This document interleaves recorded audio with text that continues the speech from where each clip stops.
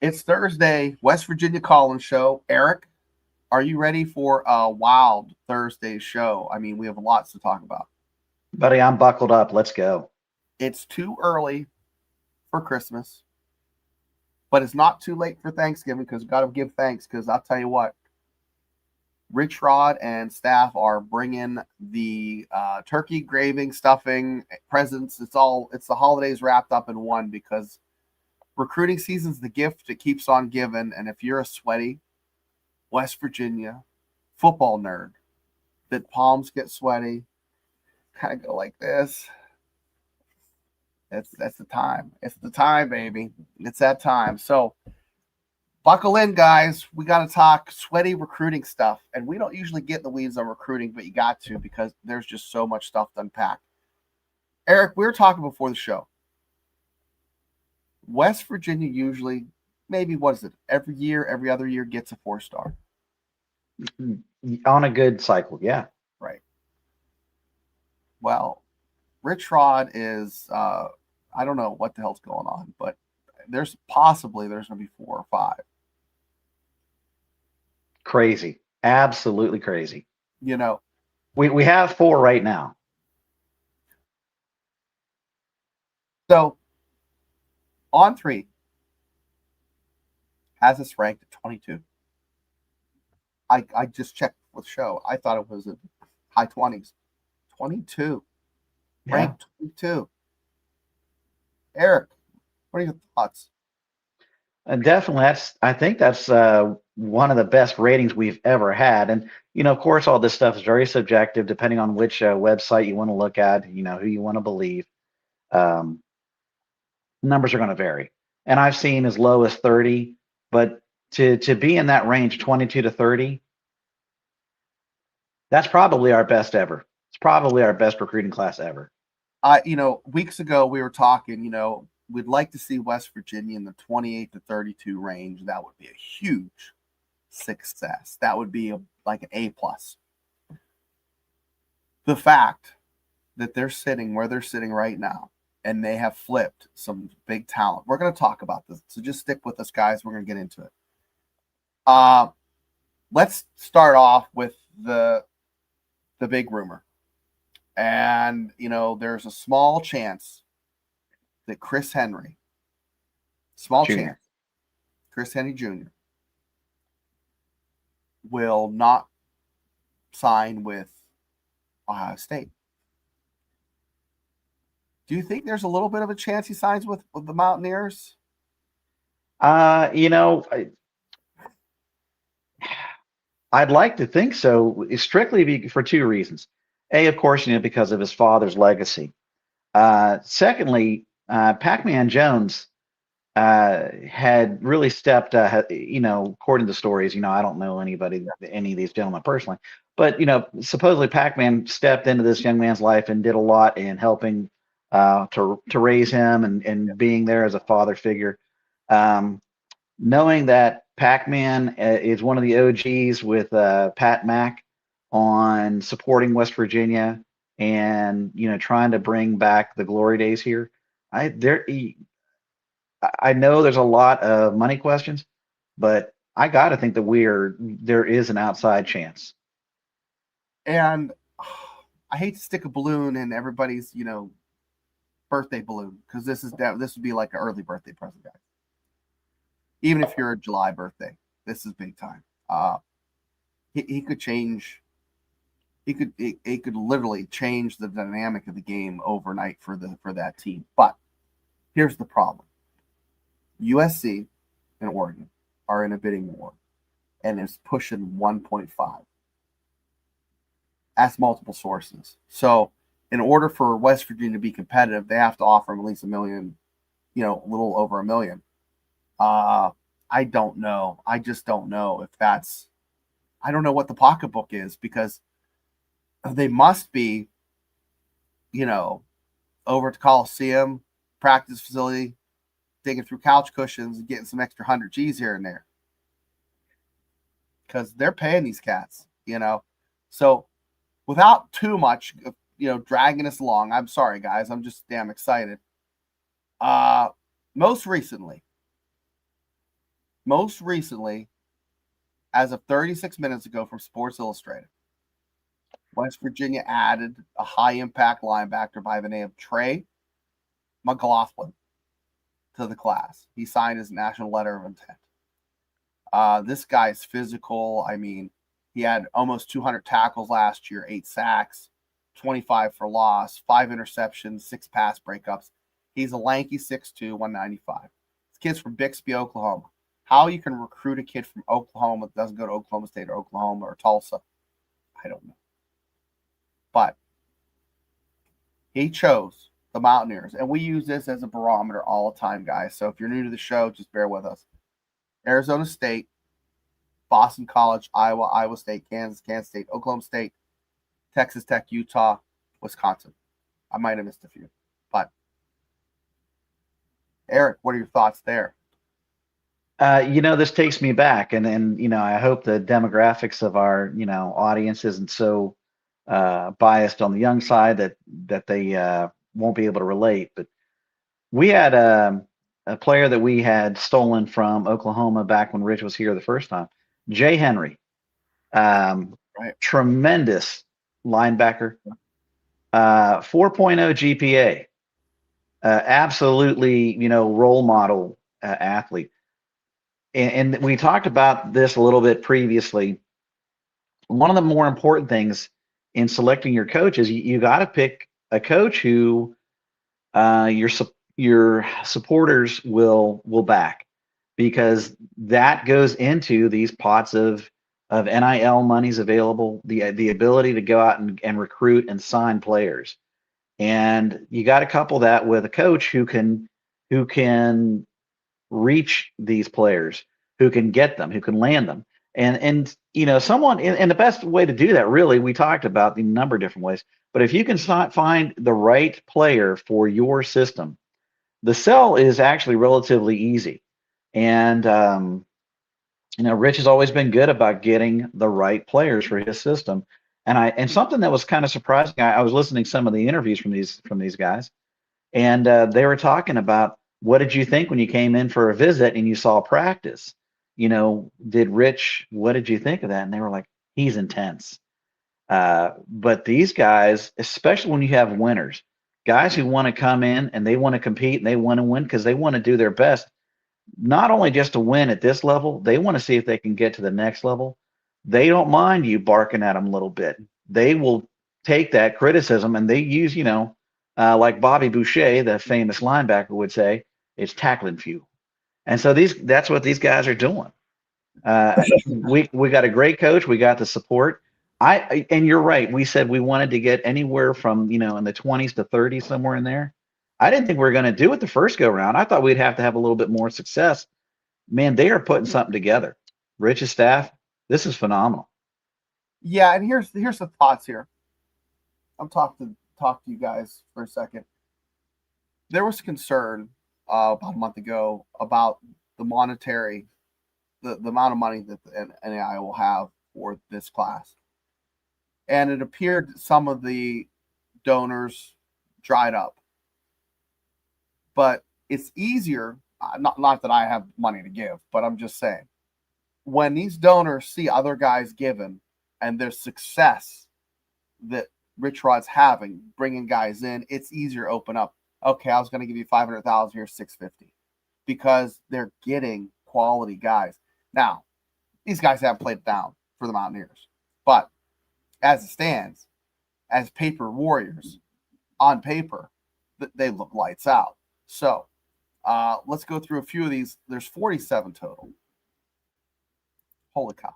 I think I have like 30 written down. So bear with me. I mean, it happened so fast. Of course, we talked about Kevin Brown. Everybody knows he's the son of former offensive lineman Tim Brown, and I think he was the catalyst. He started it all. Like, the momentum started when he signed, and lit a fire, right? No pun intended, because he lit a couch on fire, and that was his grandma's idea. We'll blame her. But following the firing of James Franklin, it seems like West Virginia swooped in and got some really, really good value by, going and say, hey, listen, Rich Rod's not going anywhere. If you're from Pennsylvania, your mom and dad can come watch you play ball. And that seemed to kind of work for another guy, Matt Sieg. And also the fact that he can play two ways.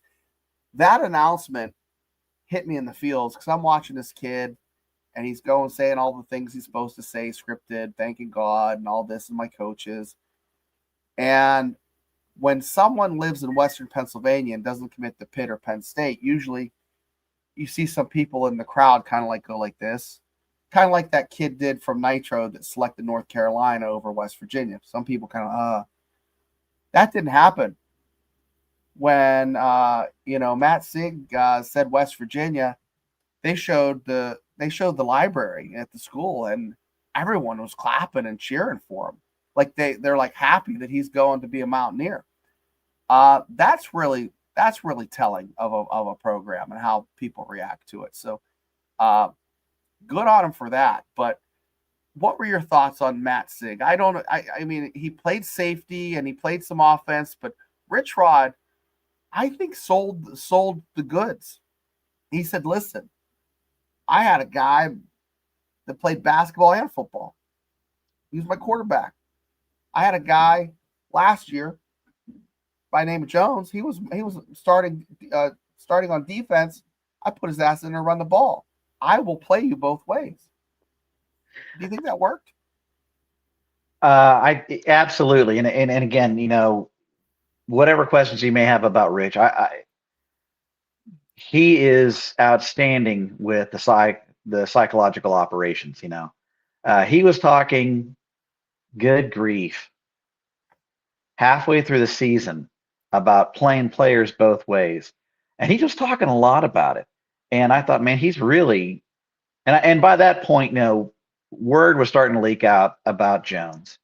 And I thought, man, he's really playing this up for a guy who's not seen much time on the field yet. I don't think he'd even seen any at all.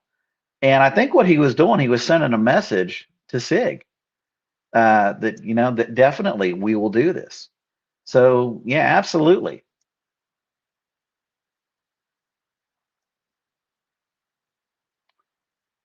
We lost you. We lost you, Shane. Sorry, I was on mute. I'm still nursing the cold, so bear with me. My voice will come in and out. But Leo, we're going to talk about that. But hey, listen, check it out. There are some diamonds in the rough. There's going to be some 3-stars that Rich Rod's going to pull out of the woodwork that we're going to be like, where the hell did they come from? So we're talking about these 4-star guys, and we're very grateful that they're able to get that type of talent. But talent breeds competition, and competition breeds success, and that is what Rich Rod has brewing in Morgantown. So I'm gonna go through my list a little bit more here. So Shane, I like that a lot. I'm going to jump on that a little bit. We've had players who could play, but we were talking about the notion of bringing in competition. You're not saying you're going to take somebody else's spot away, but when you're competing with somebody, you elevate your game naturally, and there's going to be a lot of that. And I had seen the question about some of the players. I mean, a lot of these players look really interesting, even the 3-stars. I forget Jonas. There's a tackle there we can talk about. He looks like he's got a huge upside. The nose tackle, oh my Lord, that guy is huge, and he knows how to use that size. So yeah, there's a lot to go through here. I'll shut up now, and you can go through this players list. Yeah, Gyro Hughley is a 3-star who's one of those 2 quarterbacks that committed that is interesting. You don't know. He might be. Also, there's that kid from Johnson from Louisiana. I don't think he signed yet, but I don't know if he signed yet. I'm looking at my list. I don't see. But I think he signed. I've seen a release he signed. I just didn't see this. There's so much happening so fast. The websites can't keep up. So fast, guys. I try to keep notes. It's just crazy. But he is a talent. And I think what happened is other schools were looking at him, kind of like Pat White said, hey, listen, you're going to be a defensive back, or you're going to be a safety. And this guy's like, I want to play both ways. Give me an opportunity. We talk, you have a cornerback by the name of Vincent Smith. He's a 4-star. The the big difference you're going to see on defense this year, guys, is Bob Huggins just call it length. Length. He likes the lanky guys. You know, he's 6'2", 200 pounds, has long arms. That allows him to make bigger plays in space.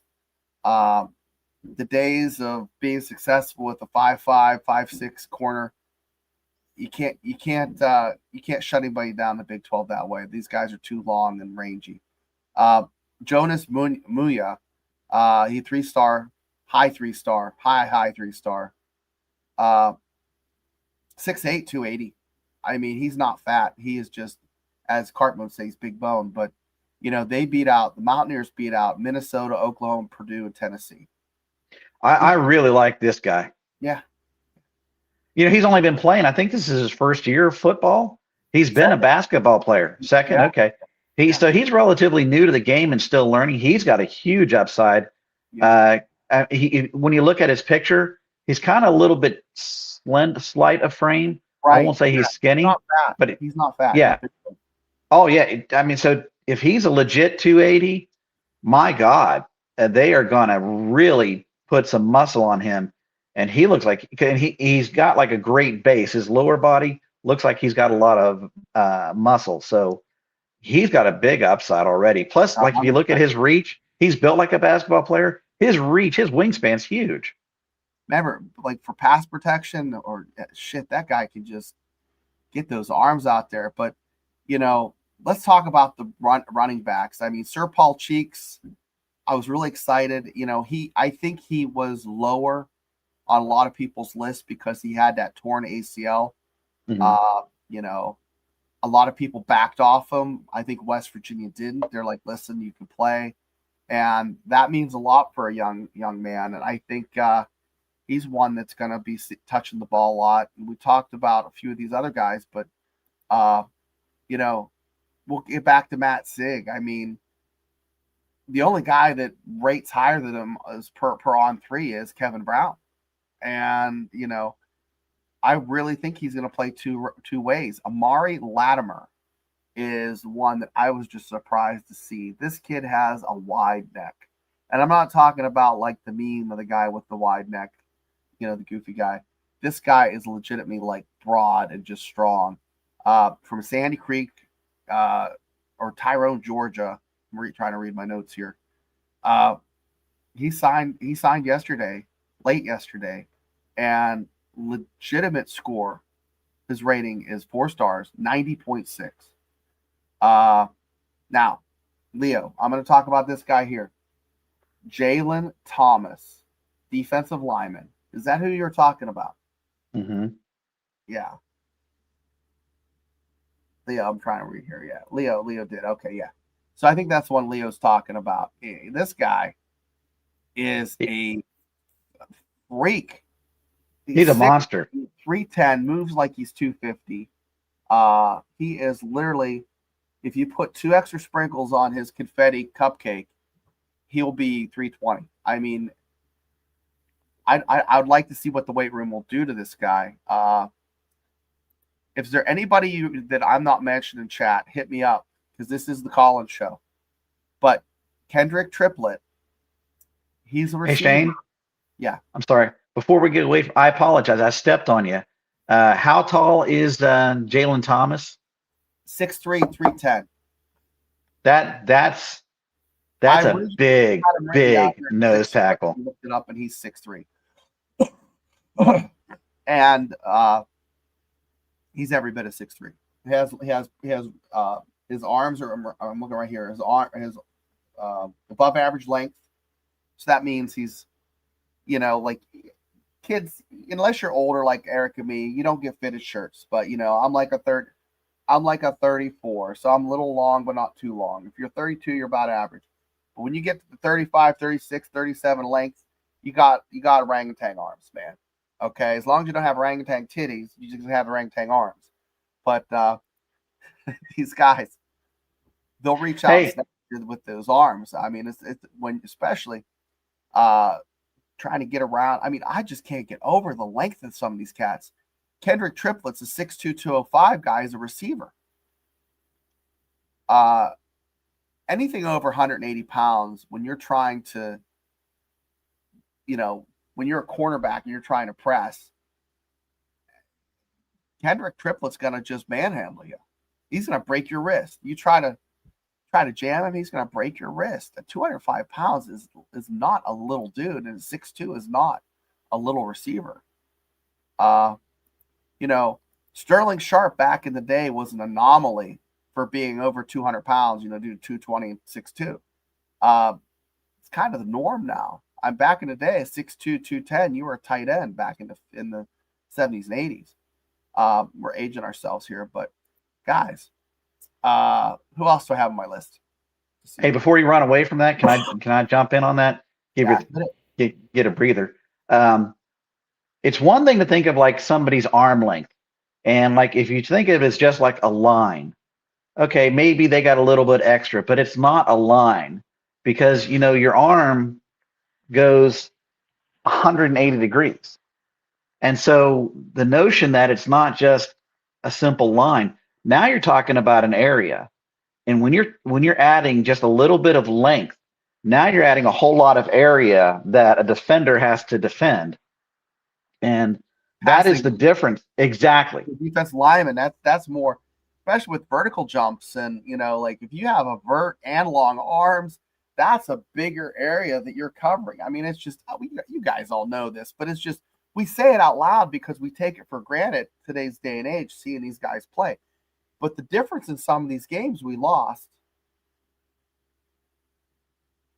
is the fact that you go from, a 5-win season to a 6-win season. It's very easy to pick up a win or two if you have someone that can hold a block a little bit longer, maybe rush that pass or give you just a little bit more coverage so that play's not made. I mean, it's no joke.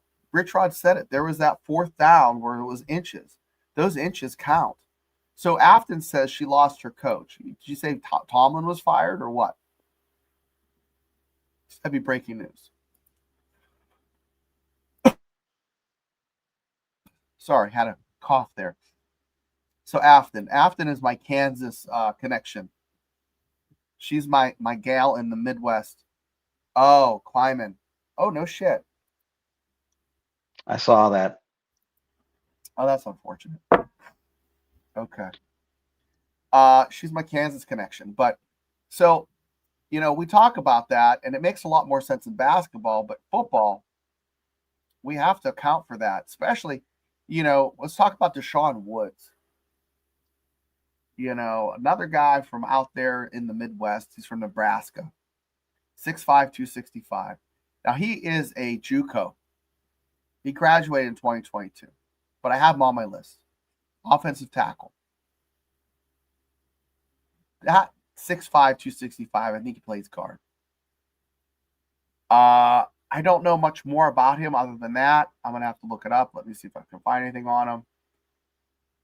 He was recruited by Washington State, Tulsa, Missouri State.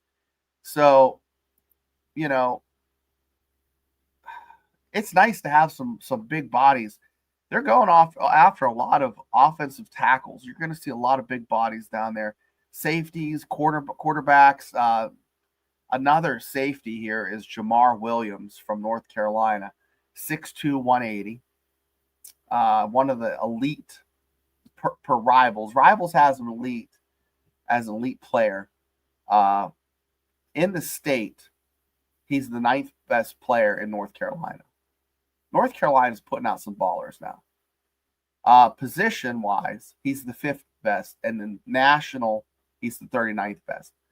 So most of these kids, let's just run past here. Jalen Thomas is the 20th best defensive lineman in the nation. That's no small feat. That seems to be a reoccurring theme here for Rich Rod. Kendrick Triplett, 23rd in the nation. Deshaun Woods, 27th in the nation. These guys are, top 25. A lot of these other guys are down in the hundreds, but the fact that 1, 2, 3, 4, 5, 6, 7, 8 of these guys are top 40 in the country is just breathtaking. Eric, what are your thoughts on just that sheer fact that these guys aren't just the best in the state; they're the best in the nation. So I think a lot of these guys you're mentioning, these are high 3-star players. I mean, legitimately, there is not a lot of difference between them and a 4-star. So this is not just these guys are they are an elite company. And so the notion that now you're going to go and I don't know that these guys are going to come in next year and we're going to go undefeated with these guys, but these guys are going to come in and make an immediate impact. That is huge. Think about how many true freshmen come into a program and can do that. There's not many, but the caliber of players you're talking about bringing in. Not only is it just remarkable that we have four-star players already, the group of the 3-stars we're bringing in, Right? this is crazy. Yeah, I mean, we talked about John Johnson from New Orleans. He's 6 foot 180, but he's more of an athlete. Yeah. But they have him listed as a quarterback. I think he's a Hmm. guy you kind of put in there and just see what you can get from him. I mean, you never know. I mean, he might turn out to be the next Pat White. I think the coaching staff has a soft spot for guys that are the underdogs. And is that a weakness? Is that a bad thing? No, I think they legitimately can find talent, but they give people opportunities otherwise wouldn't.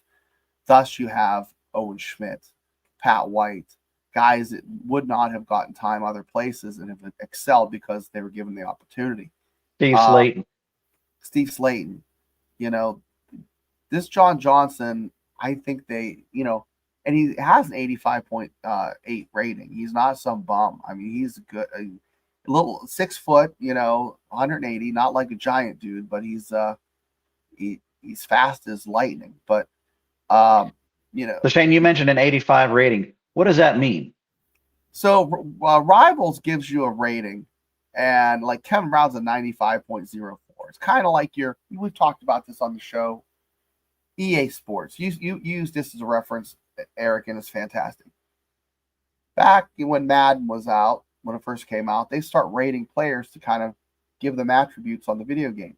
Well, that carried over to the real world, and we see that on their baseball card. So when you pull up a player, it'll say, what their attributes are, and each thing's given a value. That value is then turned into a score. Kevin Brown has a 95.4. Matt Sig has a 91.9. Amari Latmeyer has a 90.60. If you have a player in the 80s, they're legitimate D1 starting material. There you go. And so, that's yeah, hence 85, the 86, you're starting. You could hence the start. importance of that number you just quoted. And a lot of these players who are not the 4-stars, these are our 3-stars. We're having players ranked in the 80s. Right, but And you got to understand the difference between a high 3-star and a 3-star. There's a huge difference. Like Tornado, like your F1 is what? I don't know, 200 miles an hour. I'm just throwing numbers out there. And then your F3 is like, but there's that gap between like 120 miles an hour, 80 miles an hour. That's a huge difference.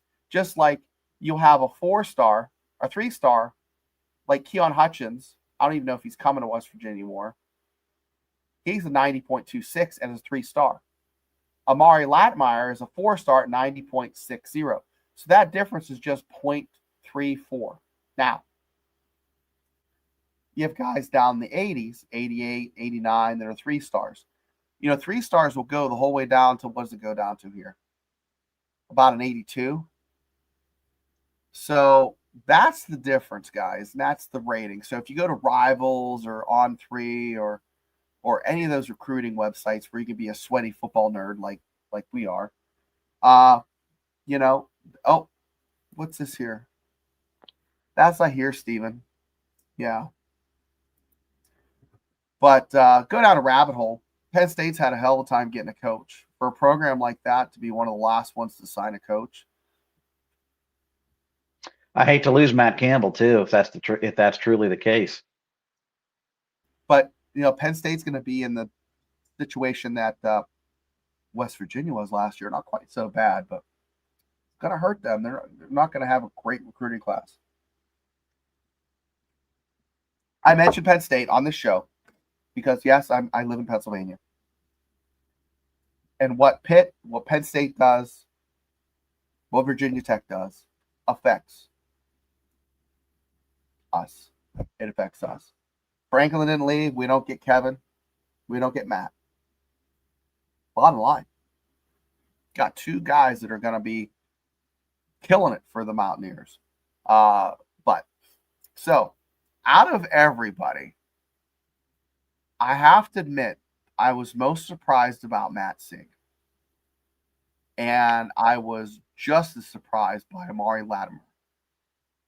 And then I don't usually watch a lot of video. Paul, his show, on there, Paul, will get sweaty watching video. I just can't sit through it. But Amari Latimer, it looks like Amos Zaraway when he runs. Maybe because he's just big like that, but he's killing it.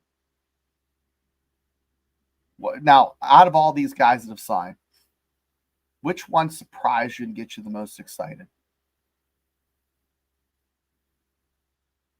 For me,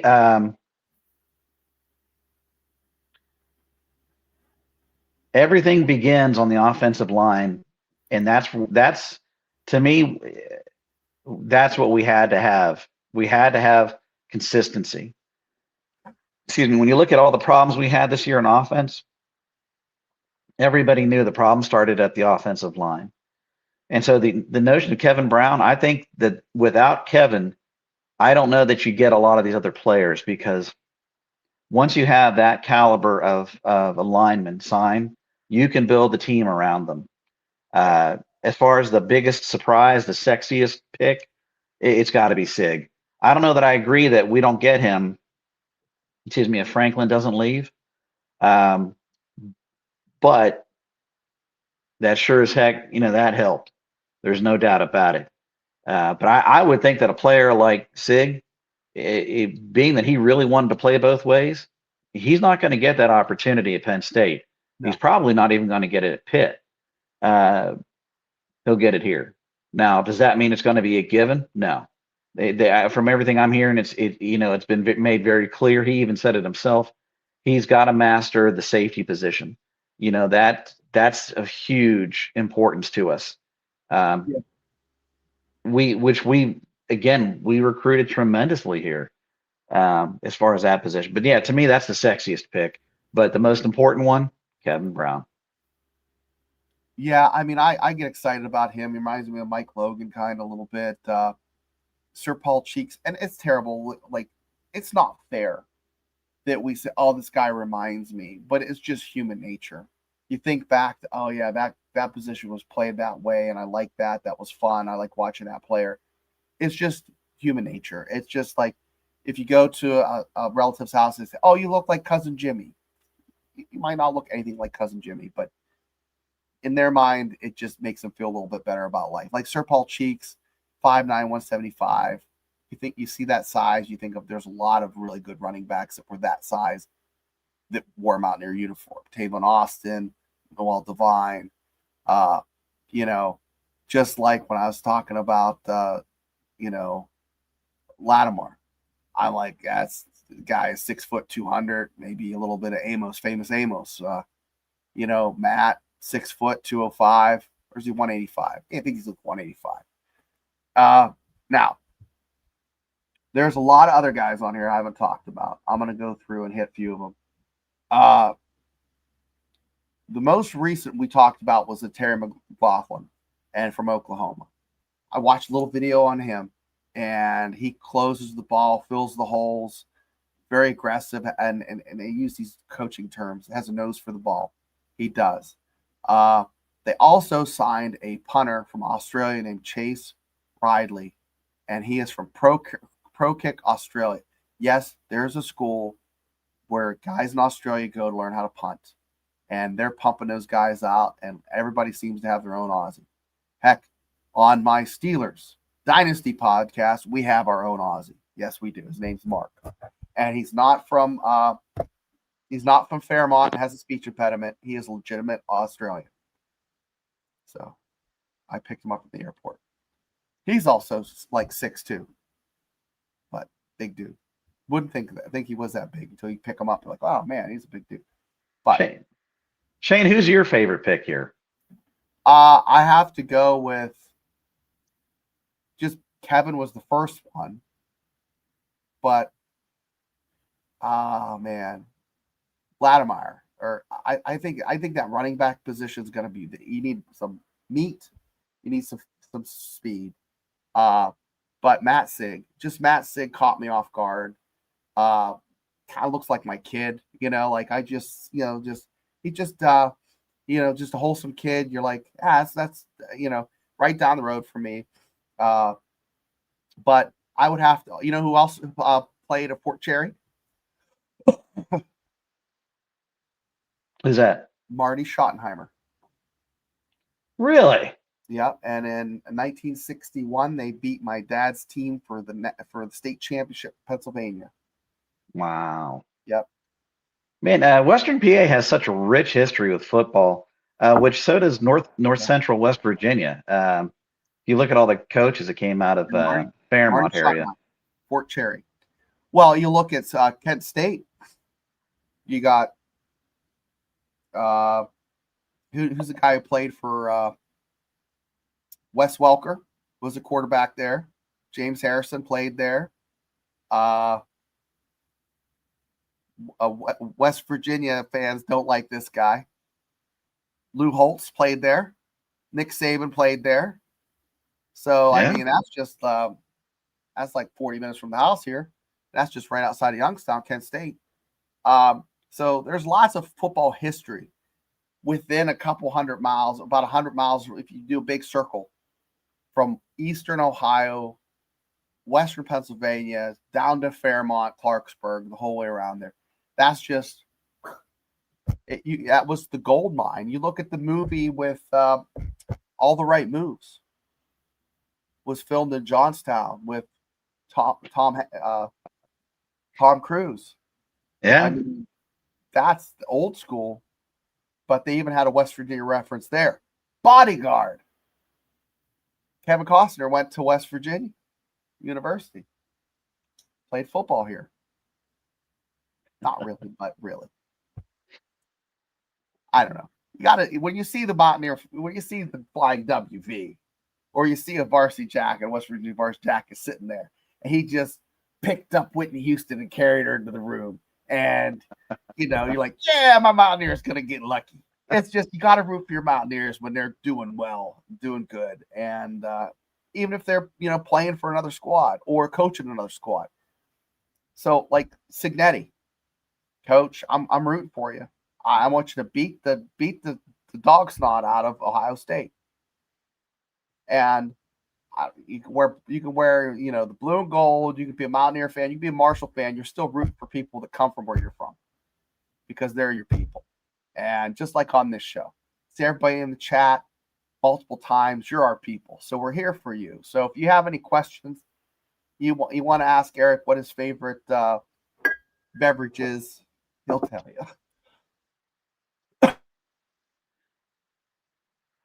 Mine has been cough syrup for the past week. A little bit of grandma's cough syrup there. Yeah, it's like I had tea, and they're like, "Is that bourbon?" I'm like, "No, that's not bourbon."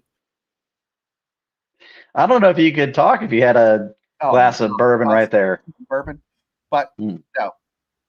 Back to recruiting. I'm sorry, guys. You got to get down a rabbit hole, but that's what makes this show so fun. Is we get down the rabbit hole every now and then. So, when does the window close, Eric? I'm going to have to look that up. I think January 1st, doesn't it? It may be the 2nd. But yeah, early January, within the first few days. West Virginia is firing all 6 of their cylinders right out of the barn like the outlaw Josie Wales. Just boom, boom, boom, boom. There's just smoke right now. And I just can't. I'm trying to digest this. I'm like, I got to do a show. And then all of a sudden, this guy hits. Look up a video. It's crazy. But it is the national story. Yeah, it is. How excited does this make you? Because we still have April spring ball. There's still going to be a few stragglers where they'll plug in some holes. But this is really right now, sitting with the 40 plus that they have, they're sitting in a good spot. So I'm going to go to chats real quick. Talked about that. AMOZ. It's still shifting. What? Vex Text. That's a cool name.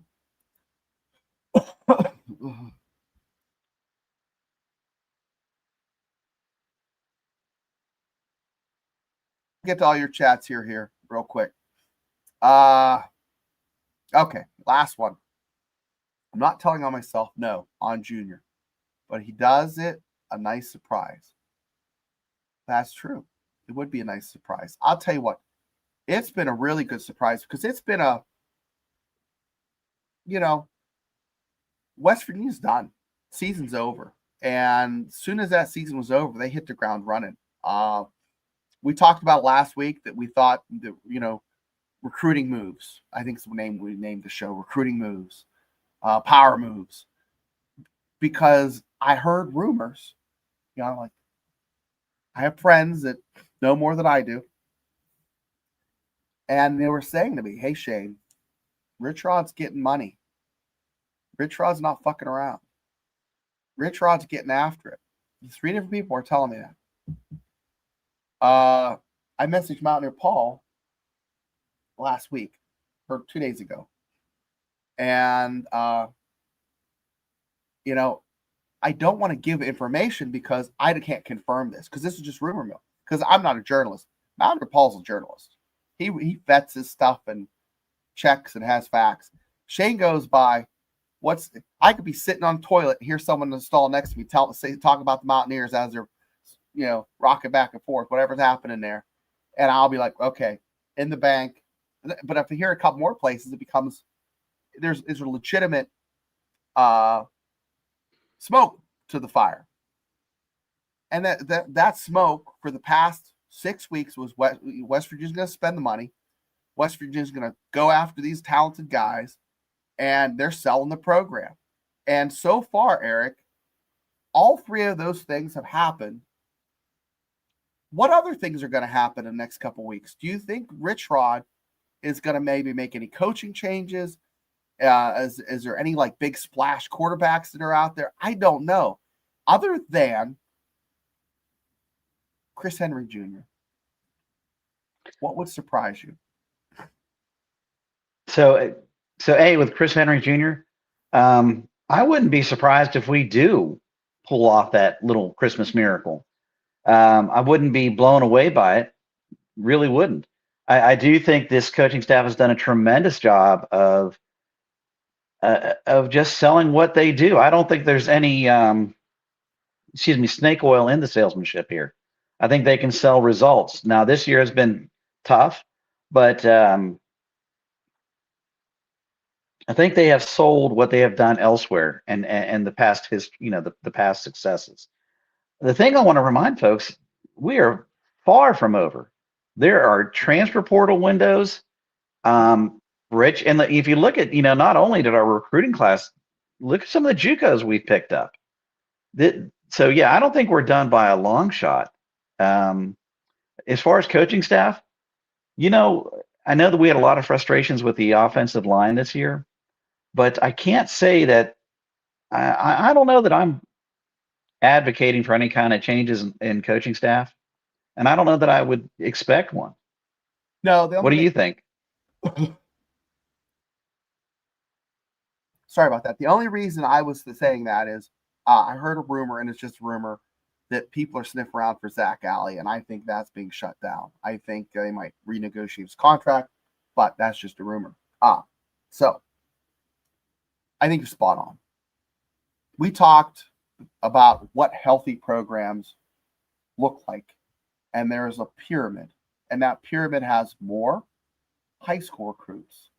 Then there's JUCO. So it kind of just follows a mold or a pattern. and it wasn't your or my idea. It was on an ESPN Thursday night game where they said, "Oh, TCU has this many," and whatever. I think West Virginia is getting to that ideal ratio. The recruits that they've had coming in are mostly high school, younger guys, which is fantastic. Sprinkle in with JUCO, and then the transfers. So, eventually, I think college football is going to have, the shutoff is going to be maybe a couple days earlier than January 1st. I think there's going to be no movement for a period of time because I don't know how these guys go through a spring ball and then readjust after losing guys. I just don't know how that works. I think you need to shut it down and say the contract's the contract. I don't know. Who makes that decision? Not me. So yeah, and here's the flip side of that. I'll offer a counterpoint. Something that we talked about before the season ended was, do you have conversations with players to say, hey, maybe your program, maybe your future isn't with this program. And it's not a matter of, firing somebody or they're not good enough. It's just a matter of you want to be honest with somebody to say you might have more opportunities elsewhere. And just like we saw, I mean, and this is pure speculation. The hiring of Neil Brown at North Texas, you won't ever convince me that Ren Baker didn't help with that. He Just has because eyes things now. You know what? You just said that, and it just clicked. I kind of thought that in the back of my head, and then you said it, and it's like, oh, okay, that actually, I'm not crazy.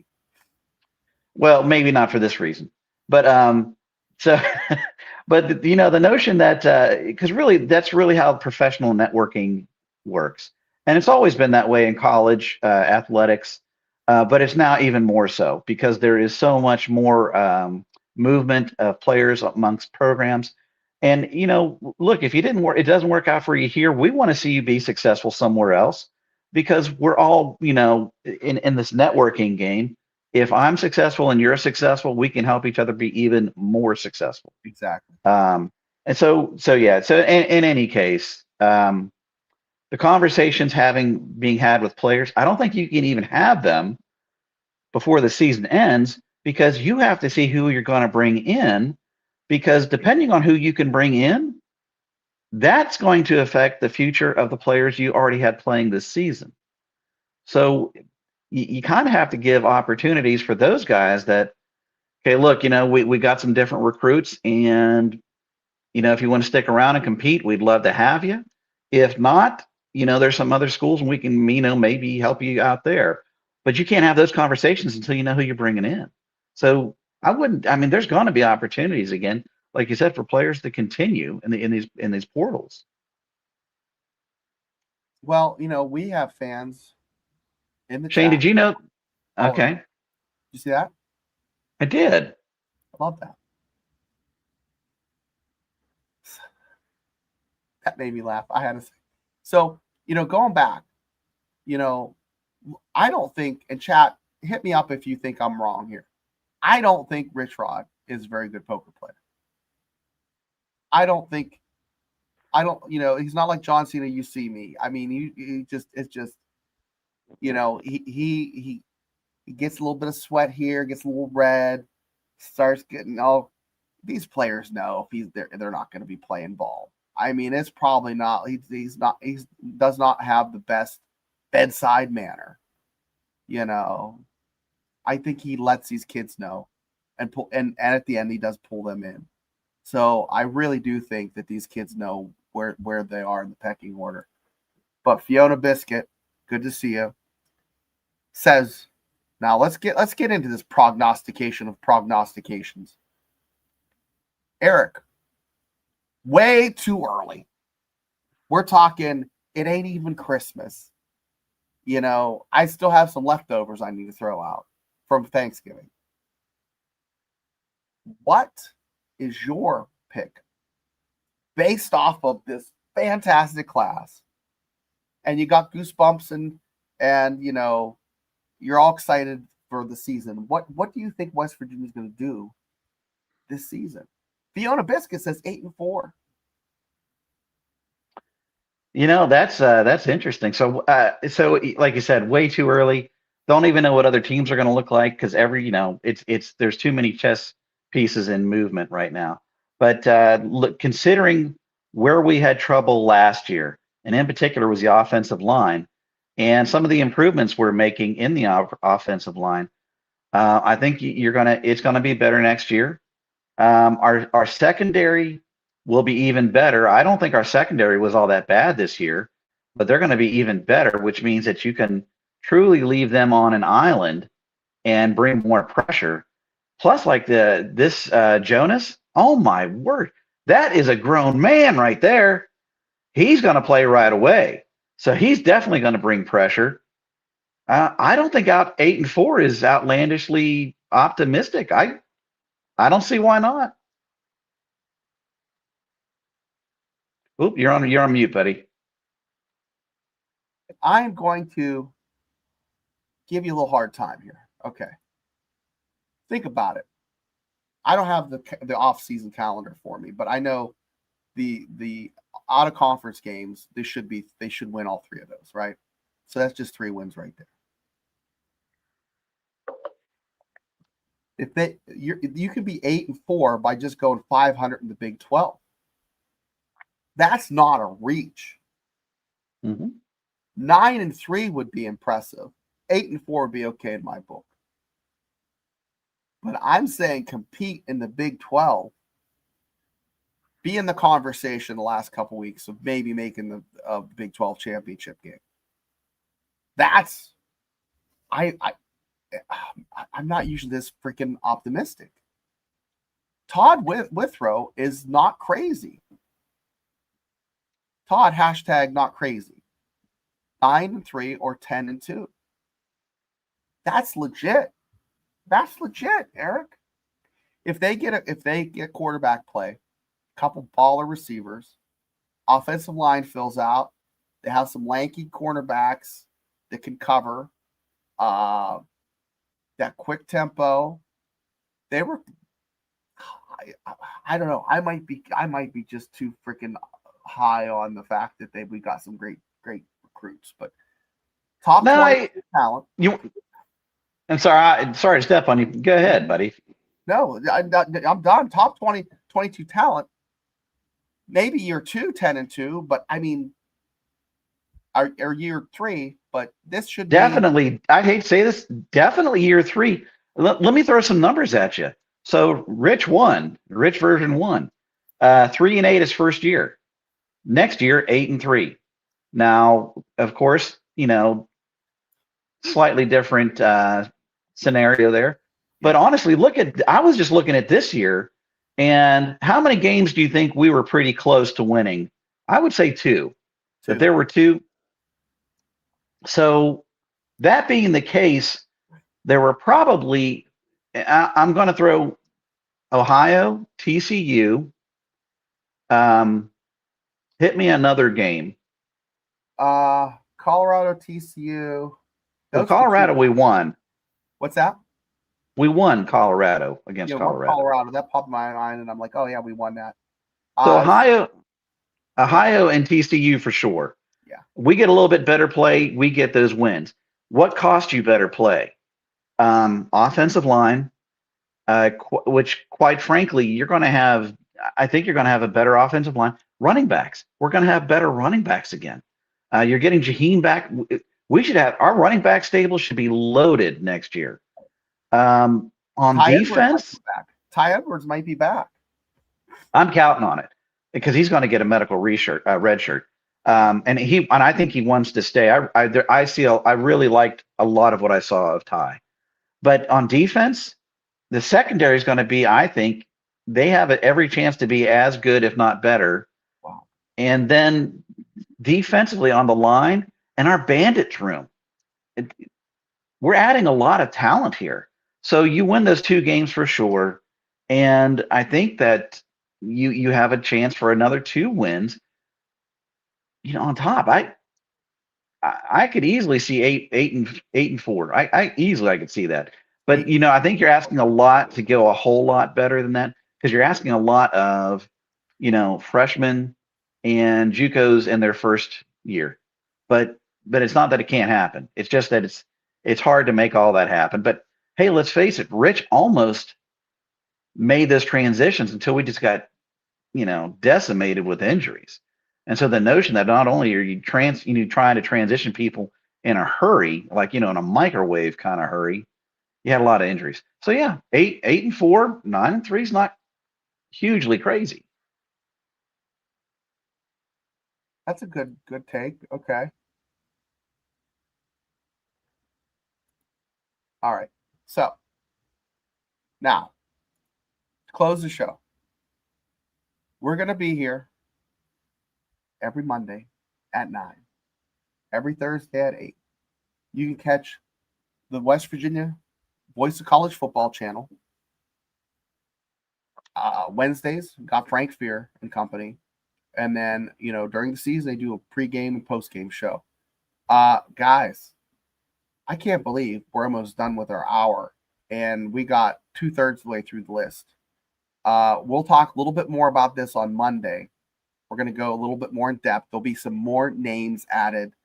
Can West Virginia hang on to that top 25 spot for recruiting? And I know it's just a number, but that means a lot for guys like Eric and I who have watched West Virginia meander in the 30s and 40s year in and year out. Eric, any final thoughts? So Monday, maybe we can get into that and the importance of your recruiting class, as well as, the pitfalls of counting on that number too much. But I'll close out with saying, just like Neo said in The Matrix, I'm not here to tell you how this ends. I'm here to tell you how it's going to begin. Ooh, that's deep. Oh, Mountaineers. Just lit either your mind exploded or something just kind of sparked and woke up. But I'll tell you what, I promise I won't be coughing and voking by Monday. I'll be back to full 100% Shane. But guys, thanks for tuning in. Hit the like and subscribe. Like I said, we're just a bunch of hill jacks like to watch the Mountaineers, but watching the Mountaineers for combined probably 50 years. So bear with us.